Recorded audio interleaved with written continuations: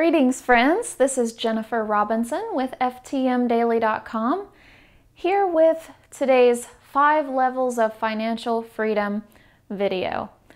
In our previous video, Jerry told you about how to create a systematic savings plan.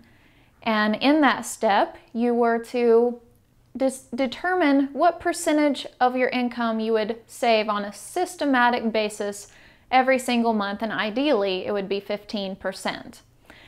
Today we are going to talk about the final step of level 1. So congratulations, you've made it to the end of level 1. And step number 5 is to take that systematic savings plan and build your savings up to 2 months worth of your income in liquid savings.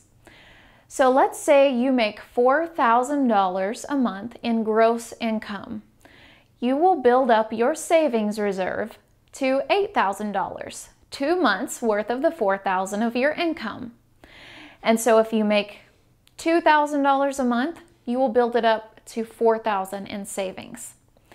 So what is liquid savings reserve? Well, this is liquid money that you can access either instantly or within just a few business days or several business days with no penalties or tax consequences. In other words, your 401k savings are not liquid savings. Your IRA is not liquid savings. Even your CD is not liquid savings, because if you access it before the allotted time, you have a penalty. So what we mean by liquid savings is that you can access this money in an instant if you need to.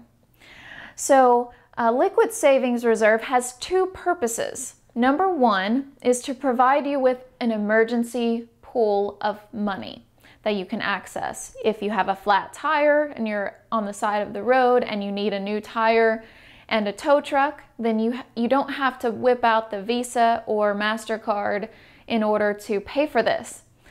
The liquid savings reserve also acts as an opportunity pool of capital.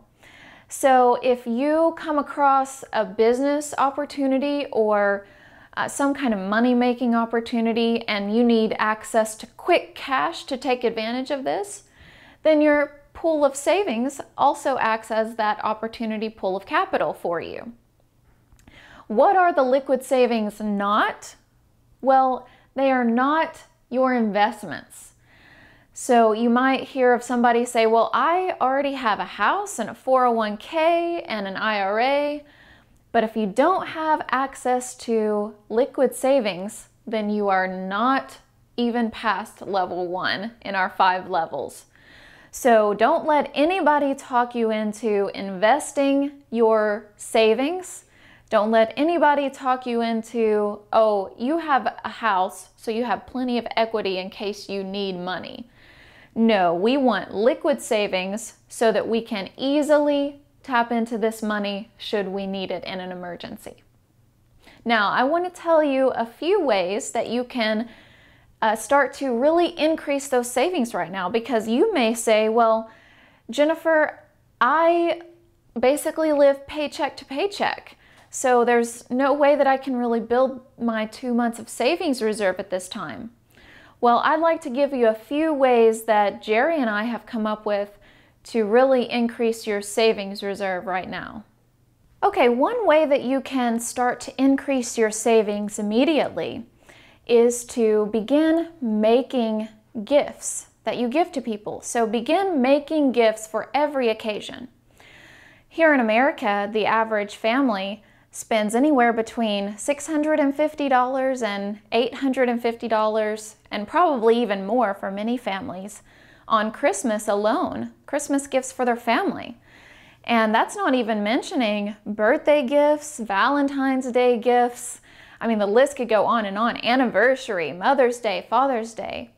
And I'm not saying that I'm against gift giving, because I have a family, I love my family, and I love to give gifts to my family.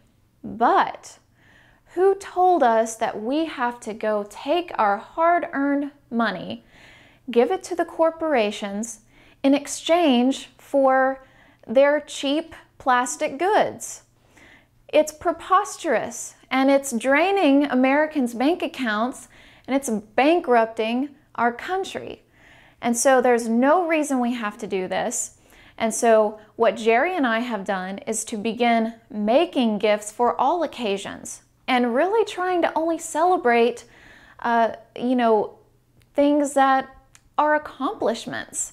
We believe that just being a mother or being a father or being a child or having a birthday is not necessarily reason to go spend hundreds of dollars. But when we accomplish something in our lives, we celebrate. And even on those occasions, we still make our gifts. And so I would encourage you to really think about this proposal and see if it's something that you can do to help start saving your money. Imagine if over the next few years you could save a couple $1,000s every year from the gifts that you would have bought, and instead make those gifts for either no money or very inexpensively. So that's the first way that you can begin saving now. A second way is to buy things used. And a word of caution on this is when you begin to buy used, maybe you start shopping garage sales or Craigslist, or maybe you have a Facebook group of your in your local town that you exchange used items. But be very cautious, because when you begin to do these things, it's very easy to start buying things that you don't need. And so even if it's just a 50-cent item or a $1 item, if you don't need it, you're still wasting money that you could be saving. So buy used, but buy used cautiously and only things that you need. And then a third thing is something that Jerry and I have implemented over the last few years, and it is the cash envelope system. And I would recommend using the cash envelope system for your monthly regular budget items such as groceries, eating out, clothing, hobbies, entertainment, these types of things that you can use cash for and that are kind of discretionary spending. So what we do is we take an envelope. This one is labeled groceries and eating out. So this is our grocery and eating out envelope, and we put our cash in at the very beginning of the month, and we say, when this cash is gone, there's no more groceries or eating out. So if we have to eat ramen noodles or canned beans for the last few days of the month, we do it because the cash is gone in the cash envelope system. And it's very easy to spend more than your budget whenever you're using your debit card, because you're not actually seeing the money being spent. But when you use the cash envelope system, it's much easier to stay on your budget. So another advantage of using this system is that if you have maybe $20 left over at the end of the month, then that means next month you can either buy an extra $20 worth of something that you maybe couldn't buy last month, or you can save that $20. So you can increase your savings that way. Okay, so this is the final step of level 1. In our next video, we will talk about the first step of level 2. Level 2 is all about protection. We want to build protection around the castle, so to speak, that we will build in our final levels of the 5 levels of financial freedom. So level 2 is what we will begin in the next video, and you can find out more and learn about all of our resources at ftmdaily.com.